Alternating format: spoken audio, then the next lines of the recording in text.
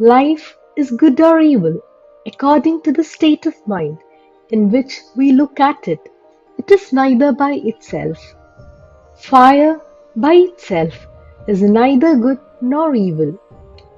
When it keeps us warm, we say, "How beautiful is fire!" When it burns our fingers, we blame it. Still, in itself, it is neither good nor bad. According as we use it, it produces in us the feeling of good or bad. So also is this world. It is perfect. By perfection is meant that it is perfectly fitted to meet its ends. We may all be perfectly sure that it will go on beautifully well without us, and we need not bother our heads wishing to help it. Yet we must do good. The desire to do good is the highest motive power we have. If we know all the time that it is a privilege to help others, do not stand on a high pedestal and take 5 cents in your hand and say, "Here, my poor man," but be grateful that the poor man is there so that by making a gift to him, you are able to help yourself. It is not the receiver that is blessed, but it is the giver. Be thankful that you are allowed to exercise your power of benevolence and mercy in the world, and thus become pure and perfect. All good acts tend to make us pure and perfect. What can we do at best?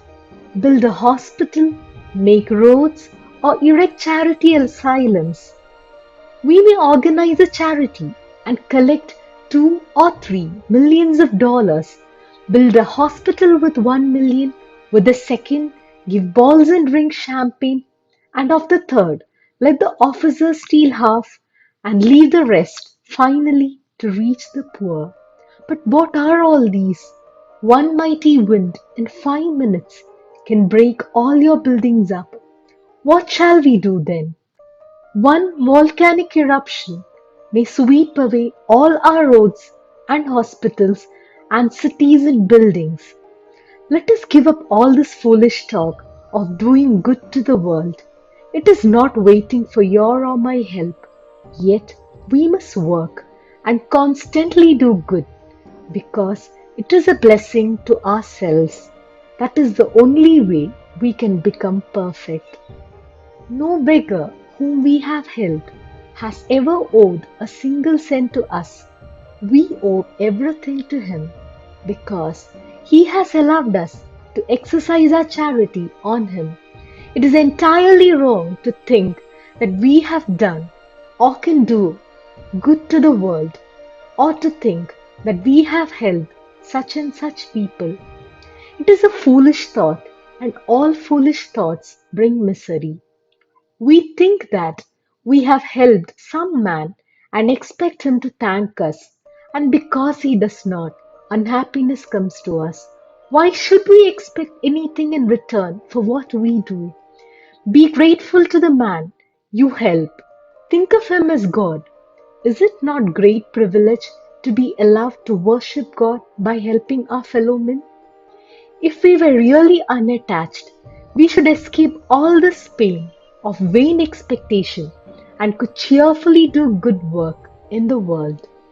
Never will unhappiness or misery come through work done without attachment. The world will go on with its happiness and misery to eternity. This is the gist of all worship, to be pure and to do good to others. He who sees Shiva in the poor, in the weak, and in the deceased really worships Shiva. And if he sees Shiva only in the image, his worship is but preliminary. He who has served and helped one poor man, seeing Shiva in him, without thinking of his caste or creed or race or anything, with him, Shiva is more pleased than with the man who sees him only in temples.